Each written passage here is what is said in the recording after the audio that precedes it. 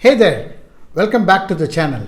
If you want to improve your English and communication more effectively, you're in the right place. Today, we are talking about something that confuses a lot of learners. Passive voice versus active voice. When should you use the passive voice? How do you convert active to passive and vice versa? And how does the passive voice work in different tenses? Stay with me till the end and I promise you'll have a clear understanding of this topic. Let's get started. Number one, what is active versus passive voice? First, let's understand the difference between active and passive voice. In active voice, the subject performs the action. Example, the chef cooked a delicious meal. The chef is the subject, cooked is the verb, and a delicious meal is the object. In passive voice, the subject receives the action. Example, a delicious meal was cooked by the chef.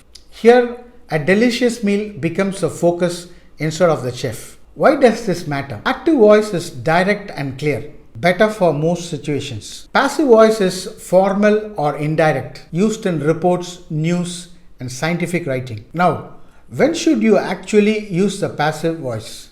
Let's find out. Number two, when to use the passive voice. You might have heard people say, always use active voice, but passive voice has its place. Here's when to use it. Number one, when the doer of the action is unknown or unimportant. Examples, a new law was passed last year. Who passed this is not important. Number two, when the focus is on action, not the person. A cure for the disease was discovered. The focus is on cure, not who found it. Number three, in formal or scientific writing. The experiment was conducted in a controlled environment. You see this common in research papers. Number four, when being direct or diplomatic. A mistake was made. Instead of saying you made a mistake, use passive voice strategically, but don't overuse it. Now let's learn how to switch between active and passive voice. Number three, changing active to passive and vice versa. To change active to passive, follow this formula. Active, the teacher explained the lesson. Passive, the lesson was explained by the teacher. How does this work? Number one, the object, the lesson becomes the subject. Number two, use the correct form of be, was, were, is, or are. Use the past participle of the main verb, explained. Optionally, mention the doer using by. Now let's reverse it. Passive, a song sung by her. Active, she sang a song. Want to try one? Convert this. The cake was baked by John. The answer is John baked the cake. Great job.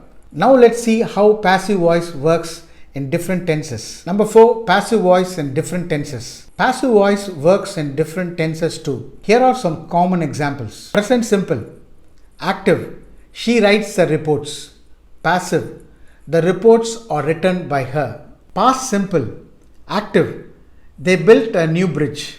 Passive, a new bridge was built by them. Future simple. Active, they will complete the project soon. Passive, the project will be completed soon. Present continuous. Active, they are painting the house.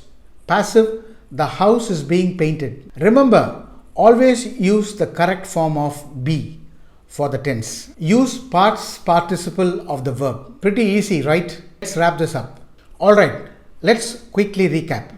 Active voice is clear and direct. Passive voice is useful when the focus is on the action or when the doer is unknown. Changing active to passive follows a simple formula. Object be plus past participle. Passive voice works in all tenses. Just adjust the verb be accordingly. If you found this video helpful, hit the like button and subscribe for more English tips. Also tell me in the comments where have you seen passive voice used the most? Maybe in news articles, textbooks or reports. Let me know. Thanks for watching and I'll see you in the next one.